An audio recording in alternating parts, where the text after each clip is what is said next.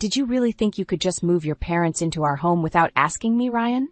I asked, my voice quivering with a mix of anger and disbelief. Ryan, my husband of 6 years, looked up from his laptop with a smirk that I had grown to despise. Oh, Amelia, don't be so dramatic. It's just for a while, and besides, it's not like you have a say in this. His words felt like a slap in the face. The house, a charming 2-story nestled in a quiet suburb, wasn't just any house.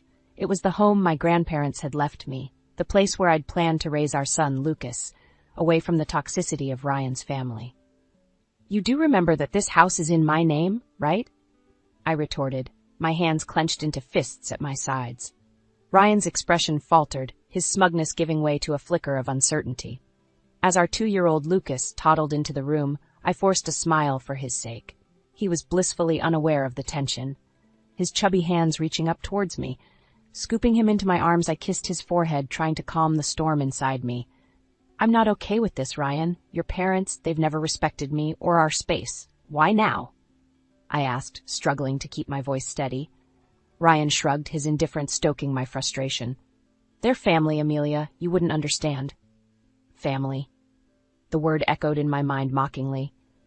My own family, who ran a small but beloved coffee shop in town, had always been my sanctuary. They were nothing like Ryan's controlling, overbearing parents. The doorbell rang, interrupting our standoff. Through the peephole, I saw them. Ryan's parents, suitcases in tow, ready to invade our life. My heart sank. Fine, Ryan, let them in. But this isn't over, I hissed, handing Lucas to him before opening the door. Amelia, darling, cooed Ryan's mother, sweeping past me without a second glance. His father followed, a stern man who'd barely acknowledged me since our wedding day.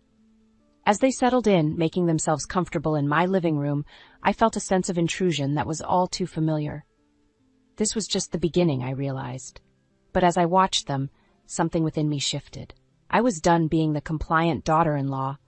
Bending to their whims, I retreated to the kitchen, my mind racing. This was my home, my sanctuary, and I was ready to fight for it. The following days turned into a blur of unwelcome changes. Ryan's mother, Elaine, had a way of making her presence known in the most suffocating manner. She rearranged my kitchen, criticized my parenting, and treated our home as if it were her own. Lucas shouldn't be eating that, Amelia. It's not healthy, Elaine chided one morning as I prepared Lucas's breakfast. I bit back a sharp retort, feeling the familiar sting of her judgment. He's fine, Elaine. It's just cereal. She'd skeed, shaking her head. In our house, we believe in a proper diet. You really should learn. Her comments were like needles, each one pricking at my patience. Ryan, as usual, was of no help, buried in his work and oblivious to the growing tension. One evening, as I put Lucas to bed, Elaine barged into his room. He's still not sleeping through the night? You must be doing something wrong. Her words were a slap in the face, undermining my efforts as a mother.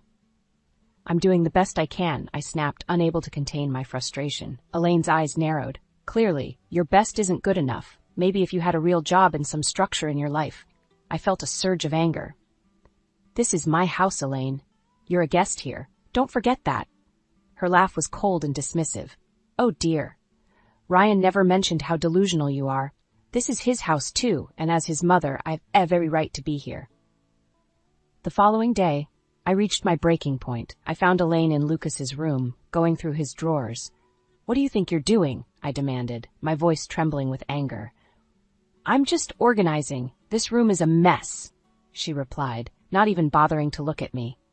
That's it! I want you out of my house now! I exclaimed, feeling a mix of fury and desperation. Elaine turned to face me, her expression one of mock surprise. Your house? Oh, sweetie, you're just the wife. This is Ryan's house too, and he wants us here. I stormed out of the room, my mind racing with 1,000 thoughts.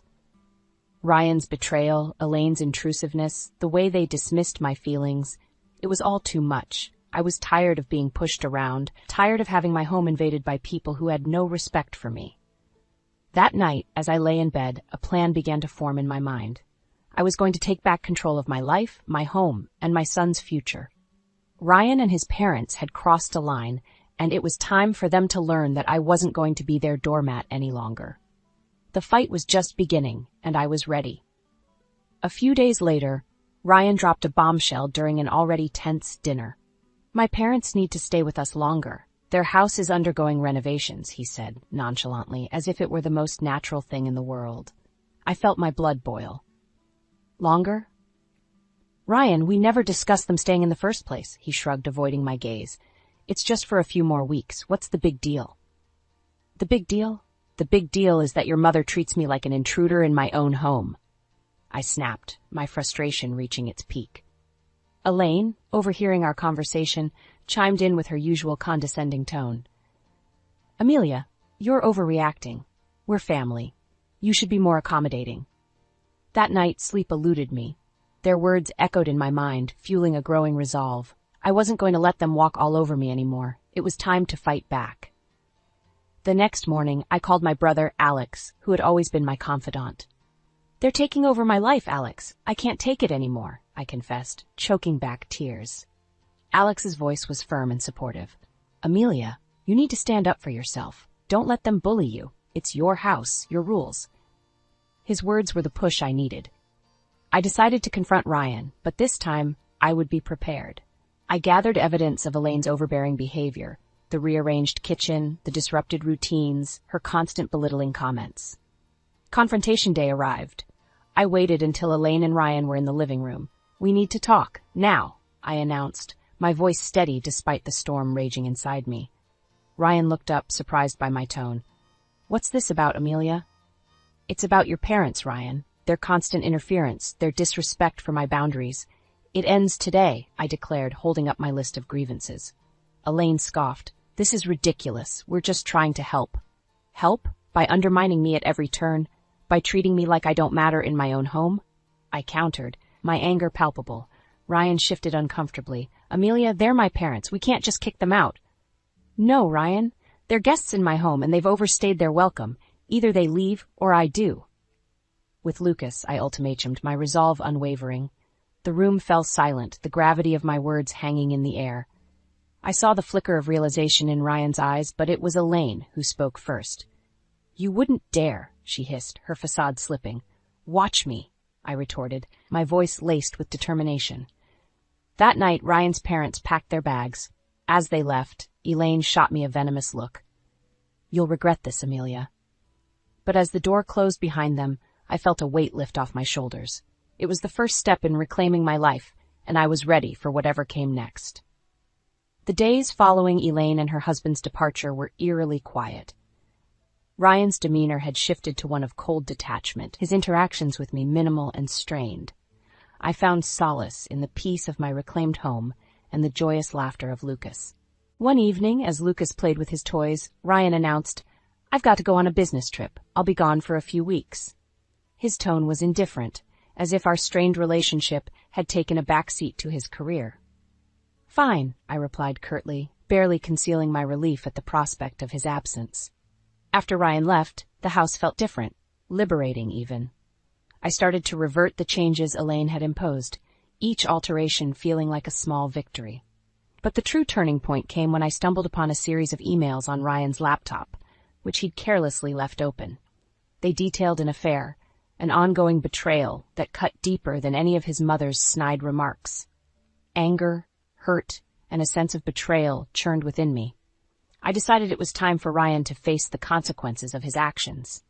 I began to meticulously plan my next moves, each step calculated to ensure that Ryan and his family paid for their deceit and manipulation. The first step was to secure my financial and legal standing. I contacted a lawyer, explained my situation, and started the proceedings for what was now an inevitable divorce. Next, I turned my attention to the house, the symbol of my grandparents' legacy and my independence. I reached out to a real estate agent. I want to sell the house, quickly and quietly, I told her. She was taken aback but sensed the urgency in my voice. Are you sure about this, Amelia? This is a big decision, she cautioned. I've never been more sure of anything, I replied with a resolve born of betrayal and a newfound strength. The house went on the market, and within days, offers began to roll in. The thought of Ryan returning to find his precious control stripped away brought a bitter satisfaction. In the midst of this, I reconnected with my family, drawing strength from their support. My parents were appalled by Ryan's behavior and rallied around me and Lucas. "We're here for you, no matter what," my father assured me. As I watched Lucas play, innocent and unaffected by the turmoil, I made a silent vow to protect his happiness at all costs. Ryan's return loomed on the horizon, but I was no longer the woman he had left behind. I was ready to confront him, armed with the truth and a plan to reclaim my life. The day Ryan returned was marked with a tension that hung thick in the air. I had rehearsed this moment in my mind, envisioning every possible outcome, yet my heart raced as I heard his key turn in the lock. "Amelia, I'm home," Ryan called out, his voice echoing through the now unfamiliar space. I emerged from the kitchen, my posture rigid. "Welcome back, Ryan. We need to talk." He glanced around, noticing the changes I had made. "What's going on? The house looks different." I didn't flinch. "I sold the house, Ryan. It's no longer ours." His face contorted with disbelief. "You did what? You can't just sell our house without telling me." "It's my house, Ryan, and after what I discovered, I don't think you have a say in it anymore," I said, my voice steady but laced with a simmering anger. He scoffed, trying to regain his composure. "What are you talking about?" "The affair, Ryan. I know everything," I revealed, watching as his facade crumbled. His attempt at denial was weak and short-lived. "Amelia, it's not what you think."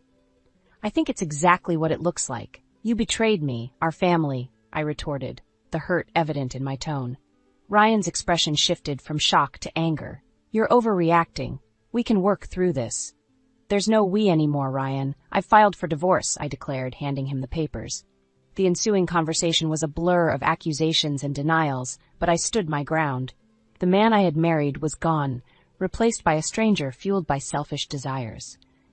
As he stormed out, vowing to fight the divorce, I felt a sense of liberation mixed with apprehension.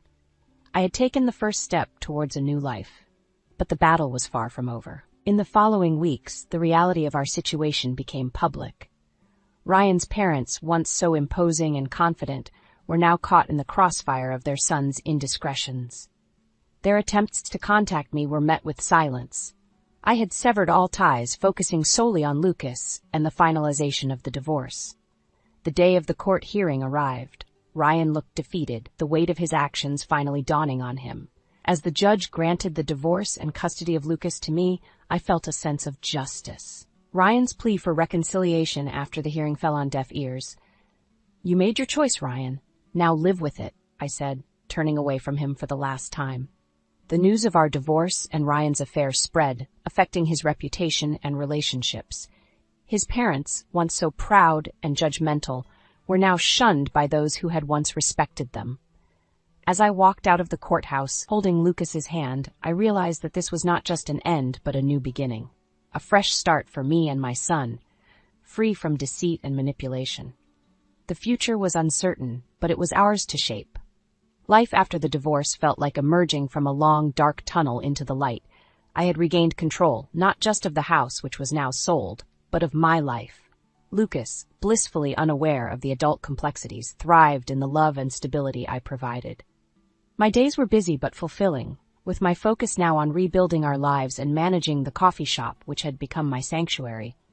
However, the shadow of Ryan and his parents lingered.